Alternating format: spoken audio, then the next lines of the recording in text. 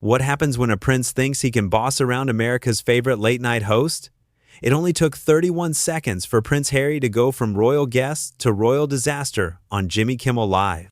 This is the shocking story of how one entitled outburst destroyed what should have been a friendly chat and turned into television's most awkward moment of the year. The studio lights were hot and bright as Jimmy Kimmel adjusted his tie and looked over his note cards one final time. Tonight was supposed to be special. Prince Harry was coming on the show to talk about his charity work and maybe share some funny stories about life in California.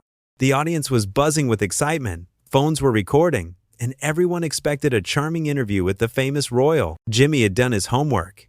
He knew all about Harry's military service, his marriage to Meghan, and his move to America. He had prepared gentle questions and even some silly games that would make the prince laugh and show his fun side. The producers had been planning this interview for months, and everyone was thrilled to have such a big star on the show. But from the moment Prince Harry walked onto the stage, something felt wrong. Instead of the warm smile and friendly wave that guests usually gave, Harry looked serious and annoyed. He barely acknowledged the cheering audience and sat down in his chair with a cold expression on his face. Jimmy started the way he always did, with his trademark friendly energy. "Good evening, everyone, and welcome to the show. We have a very special guest tonight, Prince Harry, who has traveled all the way from Montecito to be with us. Harry, welcome to Jimmy Kimmel Live." "Thank you for having me, Jimmy, though I must say the accommodations backstage were quite disappointing. In Britain, we treat our guests with proper respect." Jimmy laughed nervously, thinking it was a joke. "Oh well, I apologize for that. We try our best here in Hollywood. So tell us, how are you enjoying life in California? It must be quite different from royal life in England." Harry shifted uncomfortably in his chair and gave Jimmy a look that could freeze water. "It is different, yes, but I would hardly call my previous life just royal life. I was born into a position of tremendous responsibility and honor. Something I doubt you would understand given your background." The audience went quiet. This was not the playful banter they expected. Jimmy kept his smile, but you could see confusion in his eyes. He was a professional, though, and tried to steer the conversation back to safer ground. Of course. I meant no disrespect. Your work with veterans and mental health awareness has been incredible. Can you tell us about some of the projects you are working on now?" Instead of answering the question, Harry leaned back in his chair and crossed his arms. "Before we continue, Jimmy, I need to address something. Your staff treated me like I was just another celebrity walking through your doors. Do you have any idea who I am? I am sixth in line to the British throne. I have served my country in Afghanistan. I have met world leaders and heads of state, yet your people made me wait in a tiny dressing room with stale coffee and day-old pastries." Jimmy blinked hard, trying to process what was happening. The audience was getting uncomfortable, shifting in their seats and looking around at each other with worried expressions. This was live television, and things were going very wrong very quickly. "I am so sorry about that, Harry. I had no idea there was a problem backstage. Let me make sure we get this sorted out right away. But for now, maybe we could talk about your charitable work. I know our viewers would love to hear about the positive impact you are making." Harry rolled his eyes dramatically and let out a long, annoyed sigh. "Charitable work? Is that all anyone wants to talk about? Do you know how exhausting it is to constantly be asked about helping people? I do it because it is expected of me, not because I particularly enjoy it. What I would really like to discuss is how American television shows need to learn proper protocol when dealing with members of the royal family." The studio was now completely silent, except for the hum of the cameras. Jimmy looked like he had been slapped across the face. His usual quick wit seemed to have abandoned him as he struggled to find words that would not make the situation worse. "Well, I appreciate your honesty, Harry, but maybe we could focus on some lighter topics? I heard you have been learning to surf. How is that going for you?" This seemed to make Harry even more irritated. He uncrossed his arms and leaned forward in his chair, pointing a finger directly at Jimmy. "Lighter topics? Are you trying to make me look foolish on your little talk show? I am not here to be your dancing monkey, Jimmy. I agreed to this interview as a favor, thinking you would treat me with the dignity I deserve. Instead, you want me to chat about surfing like I am some California beach bum." Jimmy's face was turning red now, but he was trying desperately to keep his cool. "Look, Harry, I think there might be some kind of misunderstanding here. This is how we do interviews on late-night television. We keep things fun and relaxed. Our audience loves hearing about the human side of our guests. It is not meant to be disrespectful." "Human side?" Harry practically shouted the words, causing several audience members to jump in their seats. I am not human in the way you are human, Jimmy. I was born into royalty.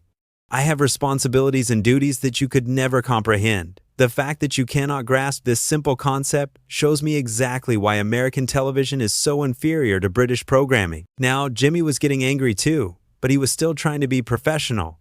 His voice was strained but controlled as he responded. Harry, with all due respect, every person who comes on this show is treated equally. We have had presidents, movie stars, musicians, and yes, even royalty before. Everyone gets the same level of respect and courtesy. If that is not enough for you, then maybe this was not the right venue for this conversation. Not the right venue? Harry stood up from his chair, towering over Jimmy, who remained seated.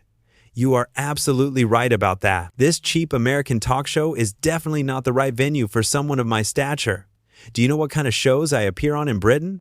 Serious programs with serious journalists who understand the weight of interviewing a member of the royal family, not some comedian making jokes for applause from tourists and housewives. The audience gasped audibly at this insult. These were regular people, many of whom had waited hours in line just to see the show.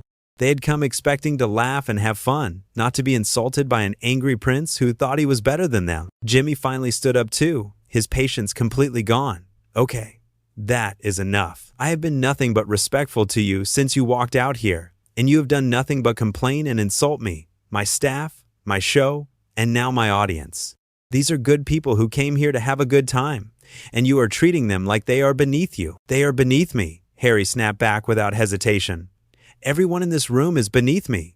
That is simply the reality of the situation. I was born into a position that puts me above ordinary people like yourselves. The sooner you accept that fact, the better this conversation will go. Jimmy looked around at his shocked audience, then back at Harry with complete disbelief.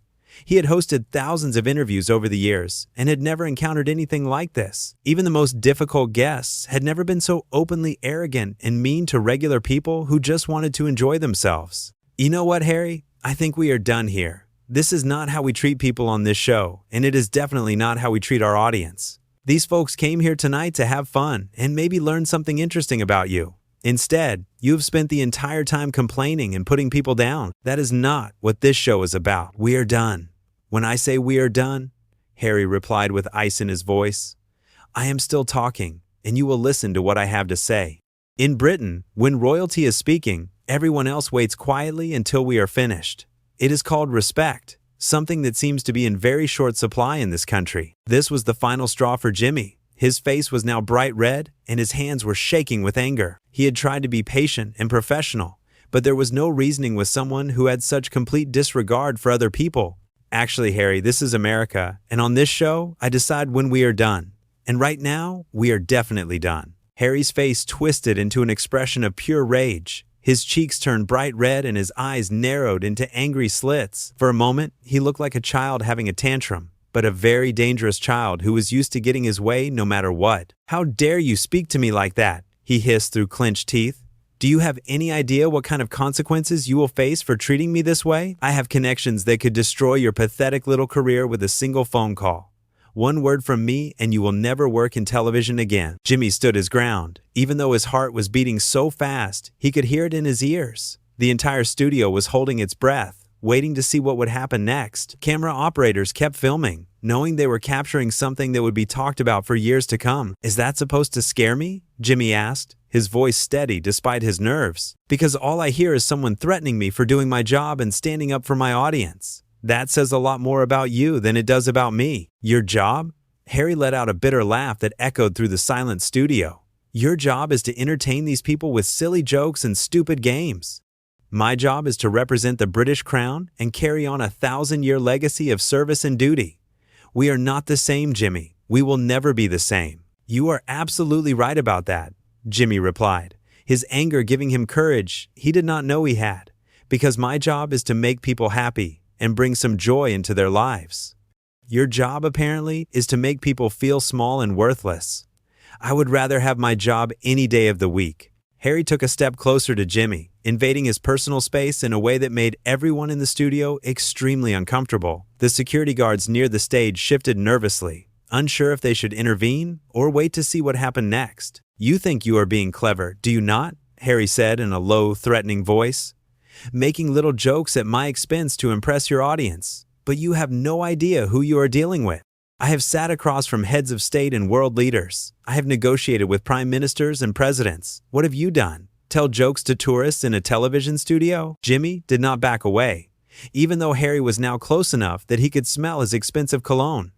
Instead, he looked directly into Harry's eyes and spoke clearly so everyone could hear. What I have done is build a career by treating people with respect and kindness. I have never once made a guest feel unwelcome or talked down to an audience member. I have brought laughter and happiness to millions of people without ever asking them to bow down to me or treat me like I am better than them. Better than them? Harry's voice was rising now, losing all control. I am better than them. I am better than all of you. That is not an opinion, Jimmy. That is a fact. I was chosen by God and by birth to be above ordinary people. The sooner everyone accepts their place in the natural order, the better off we will all be. The audience was stunned into complete silence. Some people had their mouths hanging open in shock. Others were looking around nervously, wondering if this was some kind of joke that they were not getting. But the anger and hatred in Harry's voice made it clear that he was completely serious about every word he was saying. Jimmy felt sick to his stomach. He had interviewed thousands of people over the years, including some who were difficult or demanding, but he had never encountered someone with such complete contempt for regular human beings. He thought about all the people in his audience who had saved up money to buy tickets, who had taken time off work to come see the show, who just wanted to have a nice evening out. You know what, Harry? You are right. We are not the same. Because I actually care about people. I care about making them smile and helping them forget their troubles for a little while. You care about nothing except yourself and your own ego. How dare you lecture me about caring? Harry spat back. I have done more charity work than you could ever imagine. I have raised millions of dollars for causes around the world. I have dedicated my entire life to service. Charity work that you just told everyone you do not even enjoy. Jimmy shot back. Service that you described as exhausting and expected. You do not do those things because you care about people, Harry. You do them because they make you look good and because people expect it from you. That is not real caring. That is just going through the motions. This seemed to hit Harry like a physical blow. His face went from red to white and then back to red again. His hands were shaking with rage, and for a moment, it looked like he might actually try to hit Jimmy. The security guards took a step forward, ready to intervene if necessary. You miserable little comedian, Harry said, his voice shaking with fury. You think you understand service? You think you understand duty? I have given up everything for the people of Britain and the Commonwealth. I have sacrificed my privacy, my freedom, my chance at a normal life. What have you sacrificed, Jimmy? What have you given up for anyone? Jimmy looked around at his audience, seeing the fear and confusion on their faces. These were his people, the ones who came to a show night after night to laugh and have fun. They did not deserve to be screamed at by an angry prince who thought they were beneath him. I have given up the chance to walk away when difficult guests come on my show and act like jerks, Jimmy said, his voice getting stronger with each word. I have given up the luxury of only talking to people who agree with me or tell me how wonderful I am. I have to deal with all kinds of people, including spoiled princes who think the world owes them something. Spoiled? Harry was practically screaming now. Spoiled? I am the opposite of spoiled, you ignorant fool. Do you know what it is like to grow up with the entire world watching your every move? Do you know what it is like to have photographers following you everywhere you go?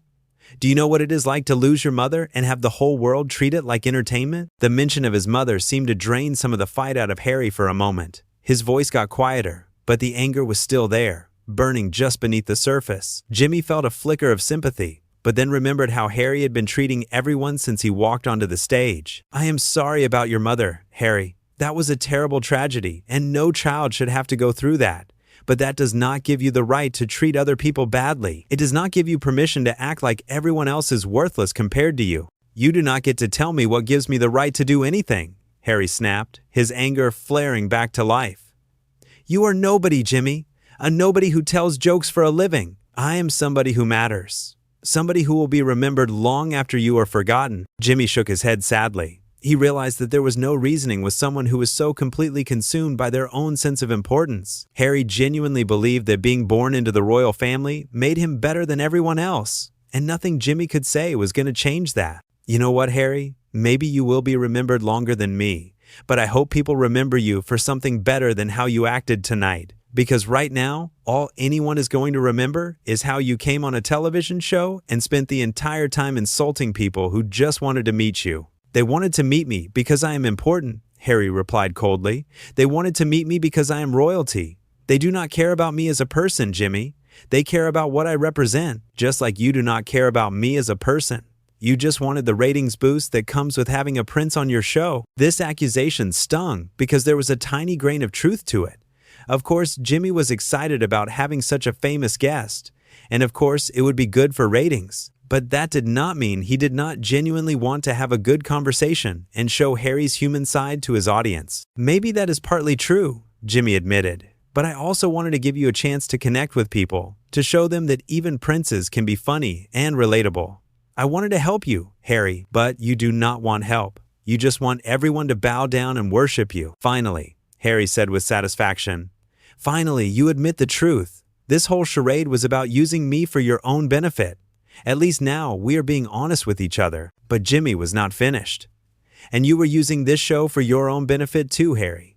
You came here to promote your charity work and your public image. The difference is, I was trying to make it fun for everyone involved. You just wanted to lecture people about how much better you are than them. Harry opened his mouth to respond, but before he could speak, something unexpected happened. Someone in the audience started to clap. Just one person at first, then another, then another.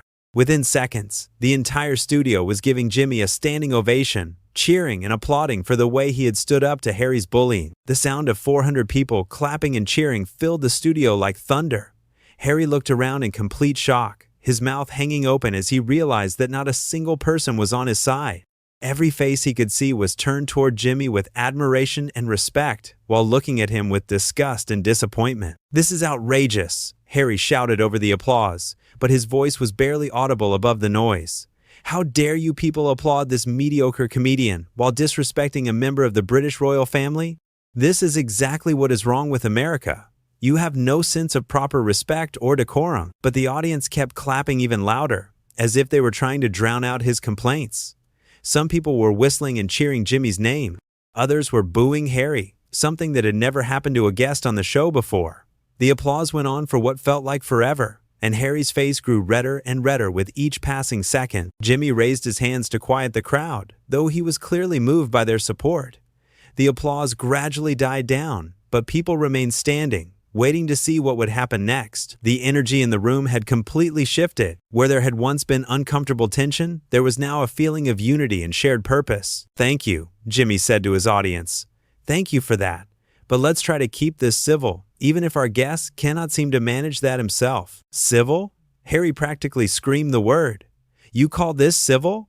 You just encouraged 400 strangers to humiliate me on live television. This is the most disrespectful treatment I have ever received in my entire life. In Britain, people would be arrested for treating royalty this way." "Well, this is not Britain, Harry," Jimmy replied calmly. "This is America, where people are free to applaud whoever they want to applaud. And right now, they are choosing to applaud respect and kindness over arrogance and cruelty." "Cruelty?" Harry's voice cracked with indignation. "I have not been cruel to anyone. I have simply been honest about the natural order of things. There are people who are born to lead and people who are born to follow. I was born to lead, and all of you were born to follow. That is not cruelty. That is just reality." A woman in the front row stood up and spoke in a clear, strong voice that everyone could hear. "Excuse me, Prince Harry, but I am a teacher from Ohio, and I came here tonight with my husband to celebrate our wedding anniversary. We saved up for months to afford these tickets because we wanted to have a special night out. You have spent this entire time telling us we are worthless and beneath you.